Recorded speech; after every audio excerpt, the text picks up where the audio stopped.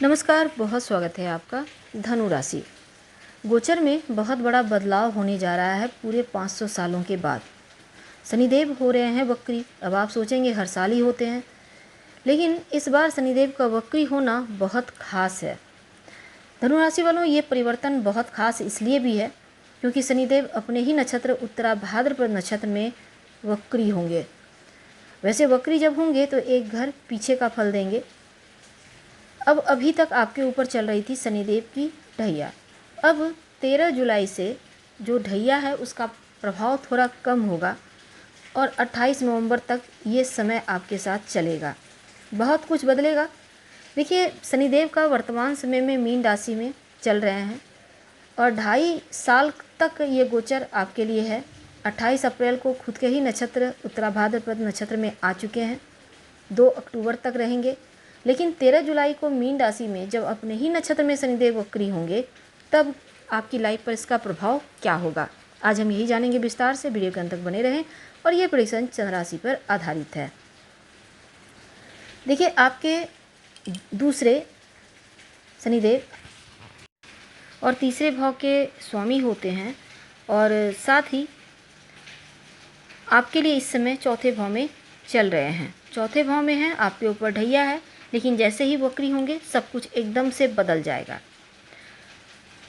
तो क्या क्या बदलेगा? देखिए, अभी तक आपके अंदर थोड़ी सी आलस से, थोड़ा सा आपके काम का प्रेशर आपके ऊपर और बहुत कुछ लग रहा था जैसे आप बहुत कुछ करना तो चाहते हैं पर नहीं कर पा रहे हैं। पर 13 जुलाई से एकदम से वक्त बदलेगा। सबसे बड़ा परिवर्तन ये होगा, आपके जीवन में लंबी दूरी की यात्रा के योग बनेंगे और हालांकि उनके वक्री होने के ही 5-7 दिन पहले से उनका प्रभाव शुरू हो जाएगा। आप विदेश यात्रा करेंगे और जुलाई के बाद विदेशी ज़मीन से लाभ होगा, इंपोर्ट एक्सपोर्ट के कार्य से लाभ होगा और खुद का अगर आप घर बनवाना चाहते हैं तो काम शुरू कर देंगे। आपके जीवन में वाहन संपत्ति प्राप्ति के योग बनेंगे।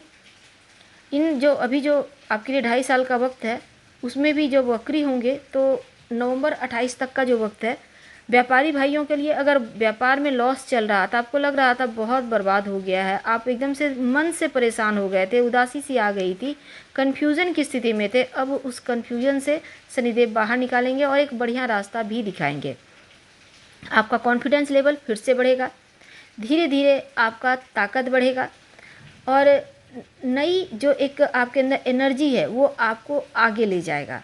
धनु वालों, सबसे बड़ी बात ये है कि आप अगर शनिदेव के क्षेत्र से जुड़े हैं, कोई काम करते हैं तो विशेष लाभ होगा। जैसे लोहा है, कोयला है, ऑयल है, गैस है, धातु है, माइनिंग का काम है या फिर आप कृषक भाई हैं तो समय अनुकूल है। अचानक से धन प्राप्ति के योग बनेंगे और एक से ज़्यादा स्रोत से धन आएगा।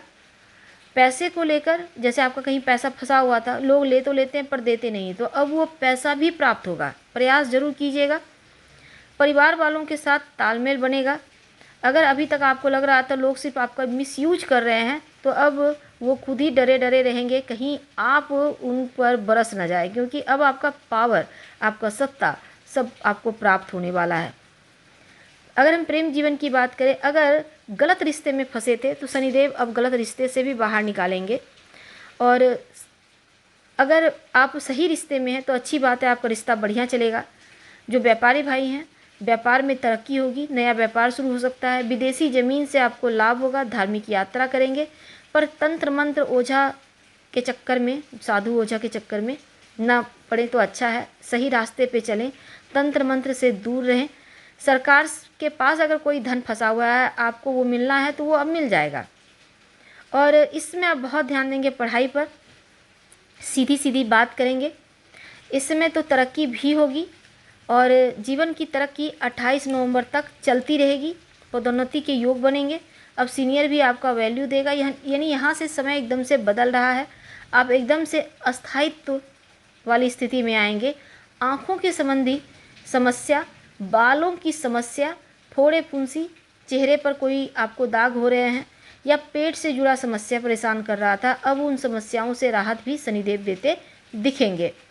अपना वजूद कायम रखने के लिए आपको स्ट्रांग भी होना है। वैवाहिक जीवन बढ़िया चलेगा अविवाहित हैं तो रिश्ता आपका यहाँ पर तय हो सकता है।